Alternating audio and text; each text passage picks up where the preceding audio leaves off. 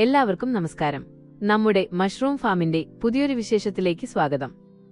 ഇന്ന് നമ്മൾ നോക്കുന്നത് ഒരു കൂൺ കൃഷി വിജയകരമാകാൻ എന്തൊക്കെ കാര്യങ്ങളാണ് ഏറ്റവും പ്രധാനമായി ശ്രദ്ധിക്കേണ്ടത് എന്നാണ്.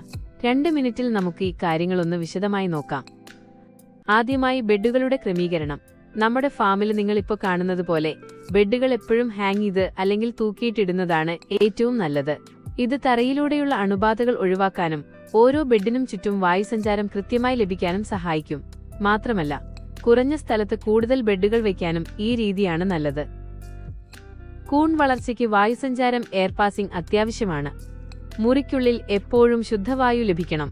വായുസഞ്ചാരം കുറഞ്ഞാൽ അത് കൂണിന്റെ വളർച്ചയെ മോശമായി ബാധിക്കും. അതുപോലെ തന്നെ പ്രധാനമാണ് ഈർപ്പം നിലനിർത്തുന്നത്. ബെഡുകൾ ഉണങ്ങിപ്പോകാത്ത രീതിയിൽ വെള്ളം സ്പ്രേ ചെയ്തു കൊടുക്കണം. ശ്രദ്ധിക്കുക, നേരിട്ട് വെള്ളം ഒഴിക്കരുത്.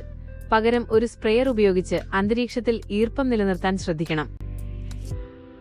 ഏറ്റവും പ്രധാനപ്പെട്ട മറ്റൊരു കാര്യം ഹൈജീൻ അഥവാ കൃഷിസ്ഥലത്തെ വൃത്തിയാണ്. അണുബാധ ഏൽക്കാതിരിക്കാൻ ഫാം എപ്പോഴും വൃത്തിയായി സൂക്ഷിക്കണം. ഇനി വിളവെടുപ്പിന്റെ കാര്യം. മുട്ടുകൾ ഇട്ടുകഴിഞ്ഞാൽ ഏകദേശം 3-ാം ദിവസം തന്നെ നമുക്ക് വിളവെടുക്കാം.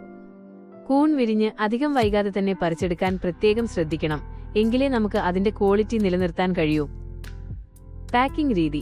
ഫ്രഷ് മഷ്റൂം ആണെങ്കിൽ ശരിയായ രീതിയിലുള്ള പാക്കിംഗ് വളരെ പ്രധാനമാണ്.